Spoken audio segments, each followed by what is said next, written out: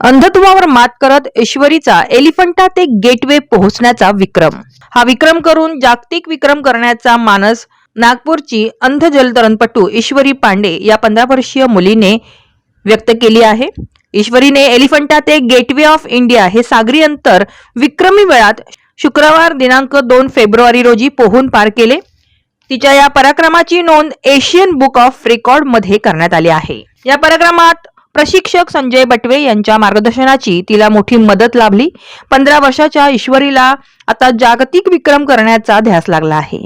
9वीत शिक्षण घेणाऱ्या अंध मुलीने हा विक्रम केल्यामुळे तिचे सर्वत्र कौतुक केले जात आहे। प्रशिक्षक संजय बाटवे, पोलीस शिपाई सुखदेव दुर्वे, डॉक्टर ज्ञानेश ढाकुलकर आणि ईश्वरीचे वडील कमलेश पांडे यांनी या उपक्रमात तिला मोठे सहकार्य केले। एलिफंटा येथून ईश्वरीने सकाळी 6 वाजता बोटीवरून पाण्यात सूर मारून गेटवे ऑफ इंडियाकडे झेप घेतली।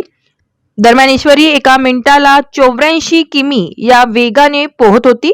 समुद्रात लाटा उसळत असताना खऱ्या पाण्याची तमा न बाळगता दृढ निश्चय ठेवून ईश्वरीने सकाळी 10:02 गेटवे ऑफ इंडियाचा किनारा गाठला व तिने हे 17 किलोमीटर अंतर 4 तास 2 मिनिटात पूर्ण करून एक नवा विक्रम केला आहे। पाहुयात संपूर्ण वृत्तांत।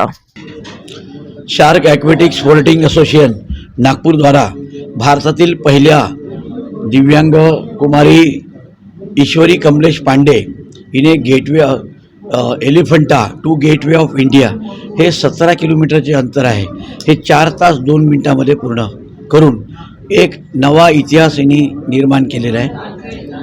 ईश्वरीने Elephanta to Gateway of India जे अंतर आहे या अंतराकरता ती सकाळी 6:27 उतरली तर सकाळी 10:32 ती गेटवे ऑफ इंडियाला या ठिकाणी पोहोचलेली आहे।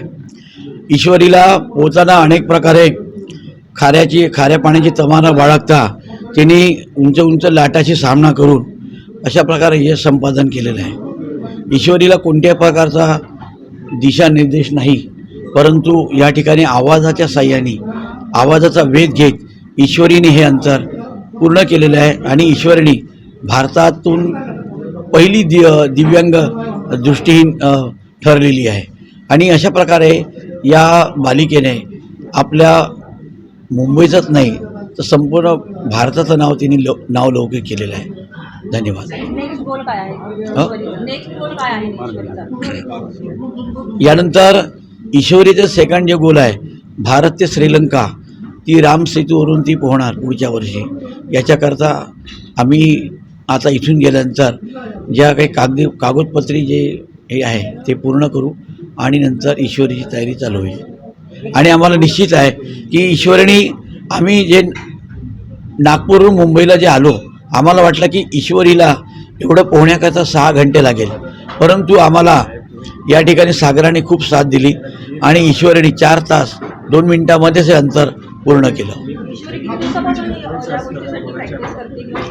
ईश्वरीला फंडामेंटल जे आहे ते 6 वर्षापर्यंत कॉम्पिटिटिव्ह एक्झाम कॉम्पिटिटिव्ह जे स्विमिंग आहे हे गेल्या 3 वर्षापासून तिने राष्ट्रीय पातळीवर मेडल्स मिळवलेले आहे आणि सागरी जलतरण स्पर्धा पोरबंदर मुंबई त्याचप्रमाणे इथे मालवणमध्ये इथे सुद्धा ती पार्टिसिपेंट झालेली आहे आणि यश संपादन केलेलं आहे। एक प्रशिक्षक म्हणून ईश्वरीसारख्या इतर मुला-मुलींच्या पाल्यांना तुम्ही काय मला सर्व जे सामान्य पालक आहे आणि दिव्यांग पालक आहे यांना सांगायचं आहे की तुम्ही मुलं जन्माला घालता, परंतु ज्या प्रत्येक मुलाचं व्यक्तिमत्व निर्माण करायचं असेल कमीत कमी एक खेळ आणि कमीत एक वाद्य प्रत्येक पालकाने आपल्या मुलांच्या जीवनामध्ये शिकवायला पाहिजे। हे वाद्य किंवा खेळ हे व्यक्तिमत्व विकासाची साधनं आहे असं मला वाटते आणि याच माध्यमातून मुलांचं व्यक्तिमत्व हे तयार होतं। मी कमलेश